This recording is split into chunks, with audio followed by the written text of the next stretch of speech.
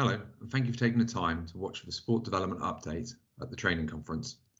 The aim of the next 20 minutes is to share some of the trends and insights we're seeing across the boating network and to highlight some of the events and initiatives we've got coming up. I'm going to try not to bore you too much with PowerPoint slides, but to show you some of the key trends we're seeing and highlight a few examples of activities that may be of interest.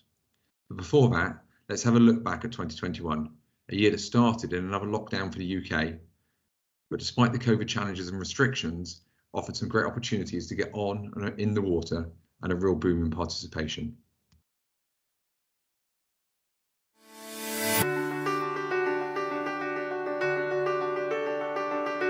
We're going to be looking at some of the latest news and opportunities for clubs, including what lockdown means for us, and then a little bit later on I'm going to be covering some of the upcoming events that may well be of interest to you and your members.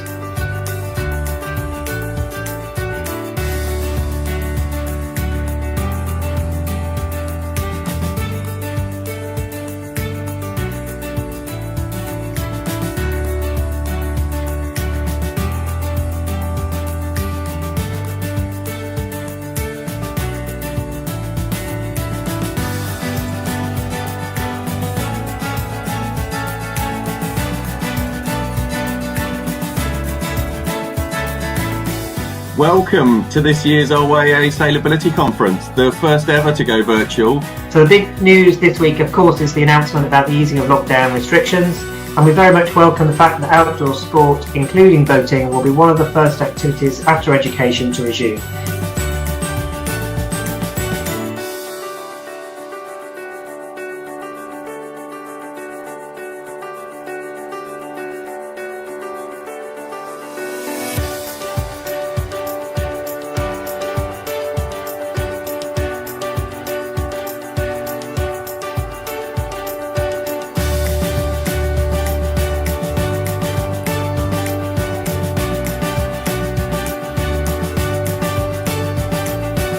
It's just amazing, really, to watch a sailor who started at the age that I am now, and then she's won a gold medal for the second time.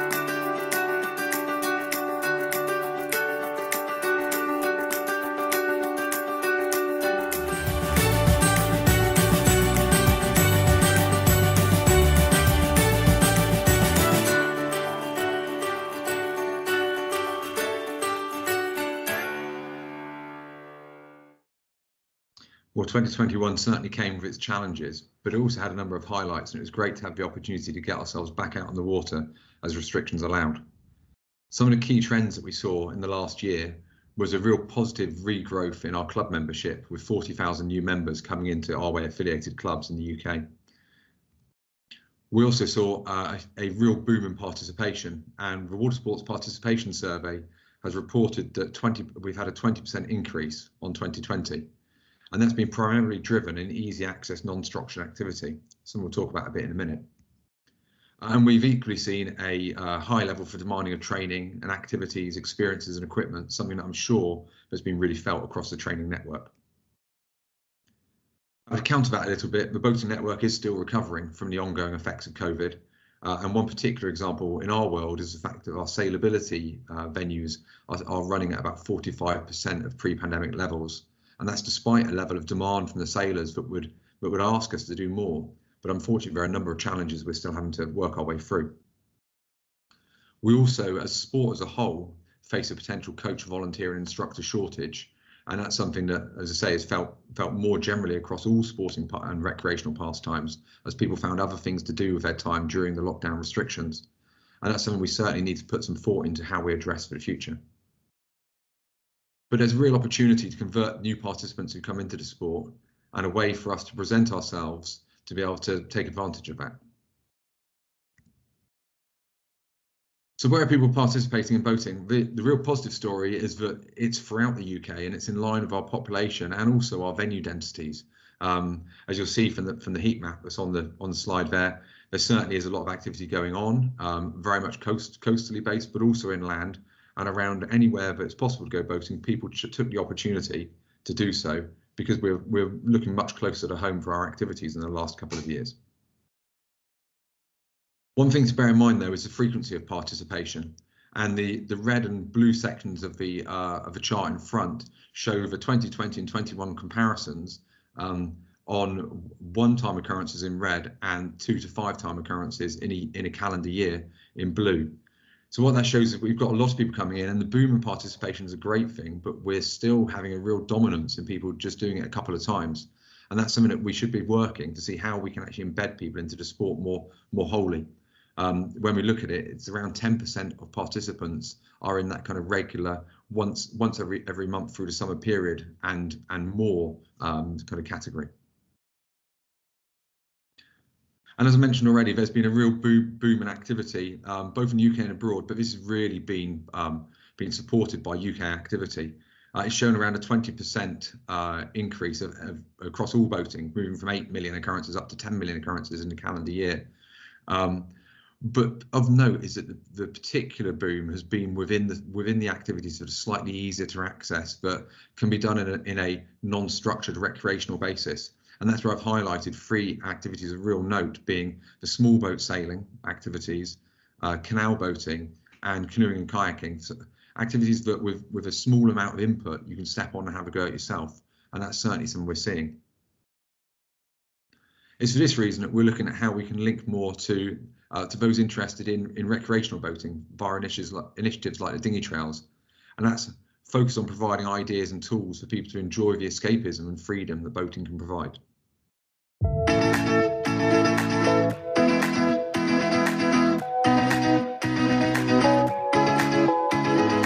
The RA dinghy trails are basically a route map. They're a trail on the water that takes you around a location, whether it be on the sea or inland, and allows a bit of structure for those people that want to go on an adventure, get out in the open water and have a nice sail about. You might be a club sailor, you might be a dinghy cruiser, but they're for anyone that wants to get out on a stretch of water, have an adventure, but do it with a bit of guidance so you know where you're going and what to watch out for and where the safe havens are and all the access points are. We'd heard through Adam about the dinghy trail, and we love the Lake District. We have a caravan up here, so we're always up here anyway. As soon as he mentioned it, I thought that would be a really good opportunity. I'd really recommend families trying out the dinghy trail. It's a really good day out for everybody. Today we've done a cruising company, so we've had a group of us that have gone around one of the trails up at Ullswater, supported with some safety boats. It's been great fun, and that's one fantastic way of doing it if you're a club or a group of people that want to do it together. However, you can just do it independently and just get some friends, do it on your own and just go on the water and try it out. You don't have to do it in a big group. On our website where all the trails are, we have got safety guidelines to just give you a bit of safety advice before going afloat. So if you want to know more about the trails and find out where they are, head to the RA website, search for dinghy trails, they're in the cruising section of the website. We're also seeing real positive trends in boat ownership, something that's probably not a surprise to anybody who tried to get their hands on a second-hand or new boat in the last 12 months, with increases in ownership levels across all levels of activity. That goes hand in hand with a slight increase in the level of formal training that people are saying they're taking part in. But again, the real thing to highlight here is that it tends to be the sort of the shorter duration, quick interventions to be able to give people some skills so they can go and practice on their own, rather than the longer term training programs. And that's certainly something that we're seeing as a trend year on year and getting more exaggerated. The other element to really point out is the crossover between activities, and this chart here shows if the level of interest in secondary activities against the primary activity. So the one thing we're really seeing across all boating participation is that people aren't just a dinghy sailor or a yacht sailor or a power boater. They're somebody who tends to be interested in all of those activities and more. And we feel it's really important that we start signposting people to other opportunities within the boating landscape, rather than just sticking to our one particular area of expertise. But still, obviously, barriers remain to people to getting part. It's great to see the positive participation trend, but there's far more people who aren't going boating than who are. And the thing that really strikes us from that side of things is the dominant force there is the response is it simply just doesn't appeal. And that's something that we need to think about in the way that we present boating as an activity, and we link into audiences. One of the things that we're involved with in supporting communities be active is partnering to the Sport England's Tackling Inequalities Fund, now called the Together Fund. And that's really trying to aim to link audiences who haven't previously been able to go boating to have an opportunity to get on the water.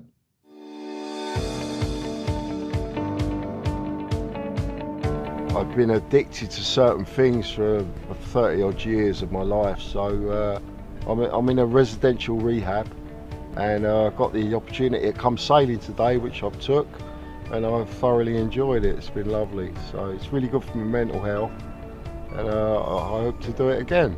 It is, yeah, it's the first time I've ever sailed. It's really enjoyable, had great instruction, it's been really relaxing, lovely day out. The most enthusiasm that we had came from our recovery clients, actually. So they're individuals who have chosen to take an abstinence-based recovery pathway. They have obviously had a history of abusing drugs or alcohol, and they are staying within a service where they choose to be abstinent and they support each other. So they're very much looking to fill their day with really, positive activities. And an opportunity like Cobner offered, and the sailing through the RYA was exactly that.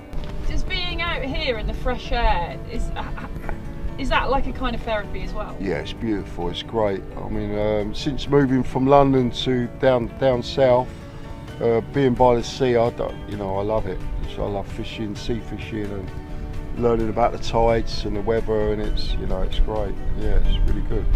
The funding through Tackling Inequalities has enabled people from Stone Pillow to actually engage in an activity they would never have dreamt or able to access them themselves. Within their chaotic and challenging lives, being living on the street or actually trying to manage their addiction, sailing and leisure is far removed from what they would normally do. What it's enabled them to do is access another environment to enable them, to allow them to actually get out more and reframe what they want to do, possibly with their lives. The Tackling Inequalities Fund is something that we've been really fortunate to be partnered with Sport England for the last couple of years, and so far we've been able to deliver around £300,000 of direct funding to helping inactive people become more active. And that's something we've really enjoyed and taken a lot from it. There's some key learnings that have come through the two phases of the programme that we've run through so far. The first is that there's a real desire to participate, but physical and perceived barriers do remain. And stating that we're open to all doesn't necessarily gain momentum with an audience. It's something that we need to actively build relationships by going into communities and understanding what it is that will motivate them to come boating, or block them from being able to come to see us.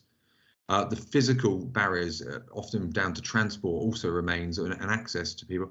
And just walking across the threshold into a boating environment is something that's seen as massively challenging. And so we need to be aware of how we can break that down and make it a simpler journey for people. Our presentation of boating, there's certainly we often see the statement of if I can see it, I can be it. And that certainly associates to people. They want to see people like them to be able to understand that boating is for them as well, rather than for a different group of society that they don't necessarily connect to. The first experience is absolutely vital, as well as the language we use, and avoiding getting ourselves too technically caught up too quickly. And the building up the experience and the confidence. Often where we've seen real success has been where people have not thrown somebody straight into a complex activity straight away. They've taken it step by step. They've introduced the various sensory experiences one at a time, rather than expecting people to take it all on at once. Another thing that's really come through is a consistency of delivery team builds trust. People, for their first experience, when they turn up, they will engage and involve with their instructor or their activity leader. And when they come for a second activity, being able to connect to the same person really builds a sense of belonging and a sense of development and a desire to continue with it. Where we're not able to keep a consistency of a delivery team, that erodes that trust equally, and so it gives you an issue of building up the relationship that will lead to an ongoing activity. We found it's been really important to understand the motivations. The developing experience is obviously important, but also the health and well-being, the demand for freedom and escape and an opportunity to continue beyond the end of an activity being classic motivations, but also barriers. There's also the real overcoming the fears requirement. Image is one that comes across time and time again. People are very conscious of how they look in this day and age, and often the requirements of going boating can cause a challenge in that area. Changing space is equally something that often isn't thought through to the level it needs to be with emerging groups. And there's obviously the fear of the unknown for people. So it's that slow and steady build up of experience to help people break down their fears and move on to the next activity in line. We've applied for a further round of TIF funding to support projects in 2022, and we're really looking forward to hopefully successful outcome for that and being able to share that with our network of venues to be able to take advantage of that and get more and more people out in the water.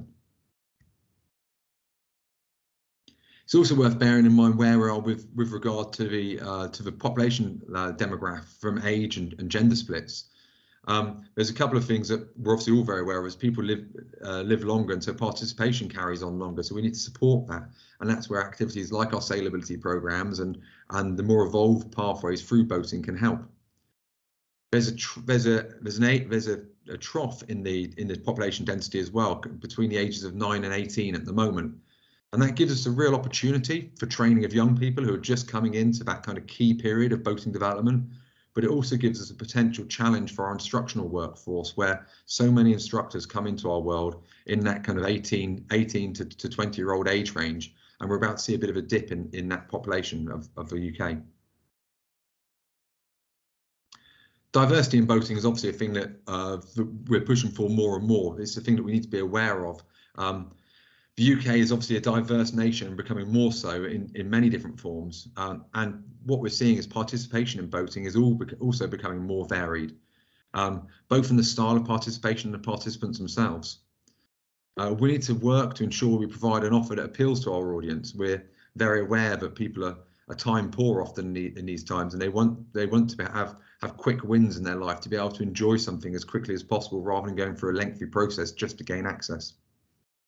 I've already mentioned that participants associate and build rapport with people like them, and it's really important we take positive and active steps to readdress any balances that we notice. Just on a very simplistic level, it's worth pointing out that the UK population is 51% female, 49% male. However, our boating participation is not at that same level. It's at roughly 40% and 60% of female to male participation. And it may be interesting to note but our instructional base sits at around 25% female. And so it has to be correlated in some ways that by not actively readdressing the balance of instructors and of the leaders in our sports, we're going to struggle to attract the true breadth of the population that we have at our doorstep. And that's something we're trying to get involved with a number of diversity initiatives to encourage people to get involved in boating, no matter which background they come from or which sector of our society. One of those that we're really looking to support is Steering the Course, which is World Sailing's Women in Sailing Festival that happens at the end of May each year. And that's something we're really looking to get involved with once again this year. And would love to know about venues up and down the country, training centres and clubs and other activities that are keen and willing to engage in this.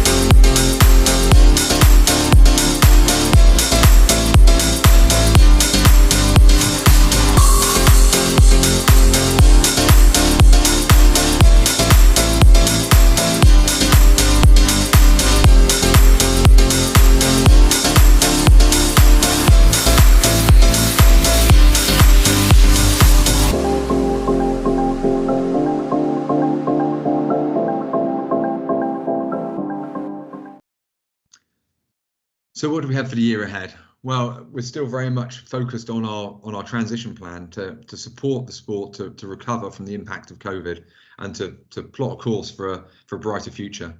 We're looking to develop links to new audiences, and we're looking to maintain our momentum in diversity and sustainability initiatives, as well as really celebrating the opportunities that boating presents via our onboard character attributes, by promoting health and well-being, steering the course, as I've mentioned, at the end of May, our Arway Awards, and then last but not least, the Arway Dinghy and Watersports Show, which is happening at the end of February. If anything that we've talked about this morning or today you'd like to know more about, please do drop us a line at sport.development@arway.org.uk, and we'd love to hear what you guys have got going on and what you're intending to do to help develop our sport and bring it to new audiences. I'll just leave you with a little teaser of a Dinghy and Watersports Show, and I hope to see as many of you possible at Farnborough in a few weeks' time. This February, join us at Farnborough International for the RYA Dinghy and Watersports Show. If you love being on the water, don't miss a weekend of dinghy cruising, racing, windsurfing, paddleboarding and even wing foiling. There's fun for the whole family with hands-on experiences, demos from legends, world-class sailing talks and exhibitors selling everything you need to get afloat. Tickets are on sale now and children go free. See you at the show.